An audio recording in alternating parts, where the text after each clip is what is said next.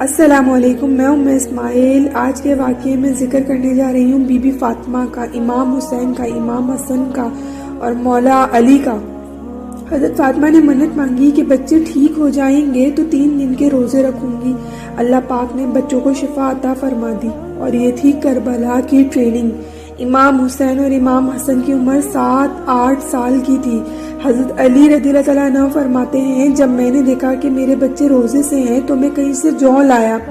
یہ شہزادے ہیں کائنات کے سب سے بڑے۔ فرماتے ہیں جو میں نے بی بی فاطمہ کو دیے تو انہوں نے جو پیس کے روٹیاں پکائیں، اور جب عین افطاری کے وقت کھانا سامنے آیا تو دروازے پر بھکاری نے صدا لگائی۔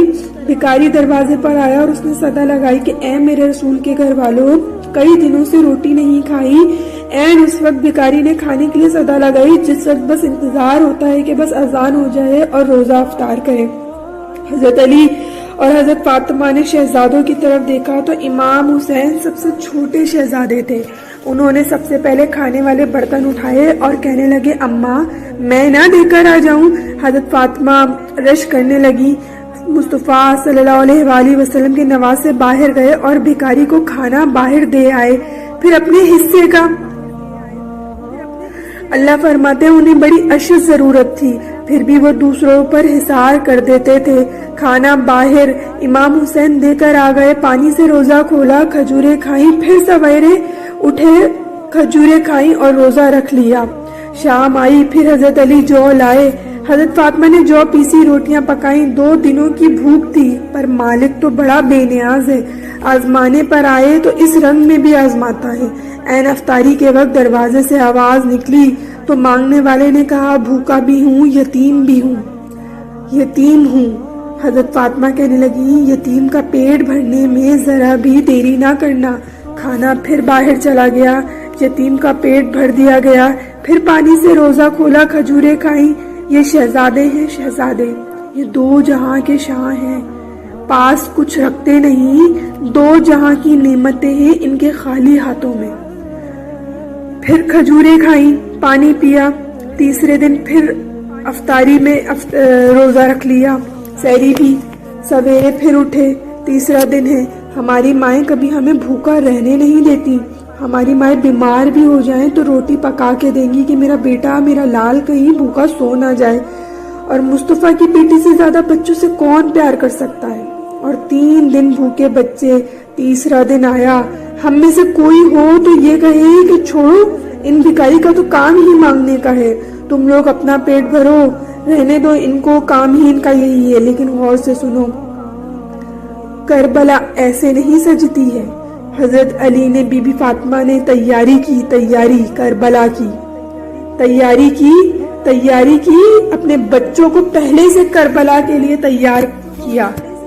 تیسرے دن جب سامنے کھانا رکھا تو پھر باہر سے صدا آئی، مسکین ہوں، بیچارہ ہوں، میرے گھر کھانا کچھ نہیں ہے۔ امام حسین پھر اٹھے، تیسرے دن کا کھانا بھی بھکاری کو دے دیا۔ حضرت علی فرماتے ہیں، میں بچے پکڑ کر مسجد لے گیا کہ کہیں بھوک سے میرے لال گر نہ جائیں۔ کہتے ہیں ہانپتے کانپتے تینوں شہزادے مسجد میں داخل جو ہوئے تو بس ہماری قیمت پڑ گئی، مول پڑ گیا ہمارا۔ کہتے ہیں جیسے مسجد میں قدم رکھا تو ایسے جیسے نبی پاک صلی اللہ علیہ وآلہ وسلم ہمارا ہی انتظار کر رہے ہوں۔ تیسرے دن کے مغرب پڑھنے گئے تو حضور صلی اللہ علیہ وآلہ وسلم نے تینوں باپ بیٹے کے چہرے دیکھتے کہتے، علی یہ جبریل کھڑے ہیں۔ فرماتے ہیں تیرے 3 دن کا عمل خدا کو بڑا پسند آیا، اور محمد مصطفیٰ صلی اللہ علیہ وآلہ وسلم کو بھی بڑا پسند آیا ہے۔ انہوں نے اپنے بچوں کو کربلا کی تیاری کروائی، دین کے لیے تیار کیا، ہمت بنوائی۔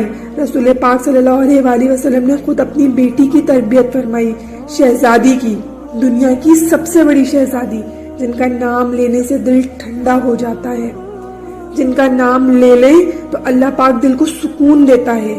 حضرت علی نے فرمایا، حضور بڑا پیار کرتے تھے حضرت فاطمہ سے، جب سفر پر جاتے تو سب سے آخر میں حضرت فاطمہ سے مل کے جاتے تھے، اور جب واپس آتے تھے تو سب سے پہلے حضرت فاطمہ سے ملتے تھے۔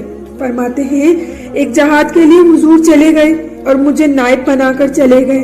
میرے پاس تھوڑی سی رقم تھی تو میں نے سوچا میں نے فاطمہ کو کبھی کچھ تحفے میں نہیں دیا تو سوچا ایک زنجیر نہ سونے کی خرید کر دوں. کہتے ہیں میں نے سونے کی زنجیر خرید کر فاطمہ کو دے دی تو سیدہ فاطمہ نے وہ چین پہن لی. کچھ دن گزرے، خبر آئی کہ حضور صلی اللہ علیہ وآلہ وسلم کل پہنچ رہے ہیں واپس. کہتے ہیں میں نے فاطمہ کو بتایا تو سیدہ نے سارا گھر صاف کیا، ساری تیاری کی، کھانے بنائے، جو اس وقت کے حساب سے ماحول تھا ہر لحاظ سے حضور صلی اللہ علیہ وآلہ وسلم کا آمد کا انتظار کیا. اور سویرے سے ہی حضرت فاطمہ بیٹھ گئی. حضور صلی اللہ علیہ وآلہ وسلم کئی دنوں کے بعد واپس آ رہے تھے اور کمال ہو گیا. حضرت علی فرماتے ہیں جب محبوب تشریف لائے پہلا قدم گھر پر رکھا، حضرت فاطمہ کے گھر پر تو السلام علیکم کہا اور شیر خدا کہتے ہیں جناب فاطمہ کو دیکھا اور نبی پاک صلی اللہ علیہ وآلہ وسلم واپس پلٹ گئے. کہتے ہیں میں نہیں تھا گھر پر، میں واپس آیا، بی بی فاطمہ نے بتایا. کہتے ہیں بی بی فاطمہ ایسا روتے میں نے انہیں کبھی نہیں دیکھا. میں نے پوچھا فاطمہ ہوا کیا ہے؟ فاطمہ کہتی ہیں پتہ کرو حضور چلے گئے ہیں اور بنا ملے ہی چلے گئے ہیں. کہتے ہیں میں مسجد گیا، میں نے سوچا ایسا کیا ہو گیا ہے کہ محبوب بنا ملے ہی چلے گئے. میں مسجد گیا، مسجد میں جا کر میں نے دیکھا کہ نبی پاک صلی اللہ علیہ وآلہ وسلم مسجد کے کونے میں بیٹھے ہیں. میں قریب جا کے بیٹھا، میں نے کہا یا رسول اللہ فاطمہ بڑا رو رہی ہے.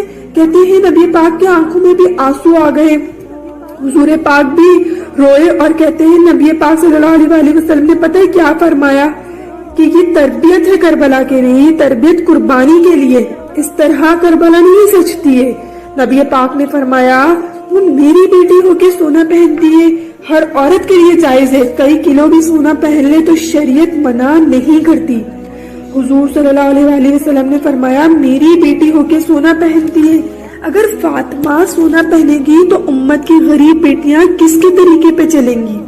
جو باپ مجبور ہو کر 12 لوگوں کے ساتھ بیٹی کو رخصت کرے گا تو وہ باپ بول تو سکے گا کہ میں اس طرح بیٹی کی شادی کر رہا ہوں جس طرح مصطفیٰ نے فاطمہ کی شادی کی تھی.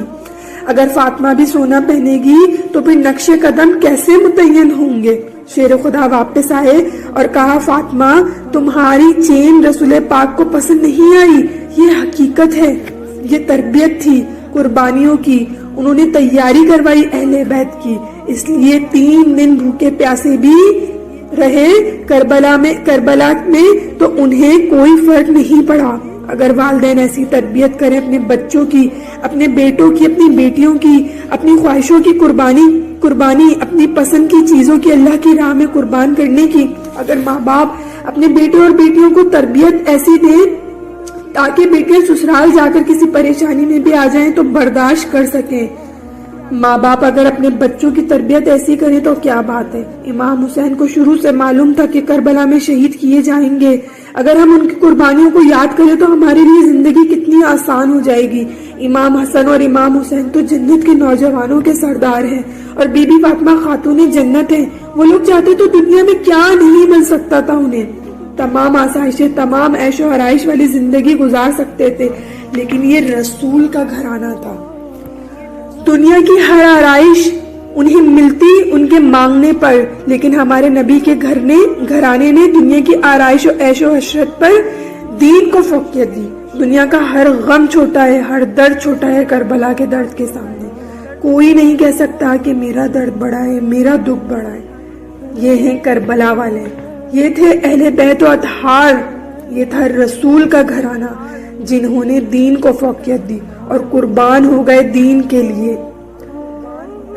جس نے نانا کا وعدہ وفا کر دیا، جس نے حق کربلا میں ادا کر دیا، اپنے گھر کو سپرد خدا کر دیا، جس نے نیزے پر بھی قرآن سنا دیا، اس حسین ابن حیدر پہ لاکھوں سلام.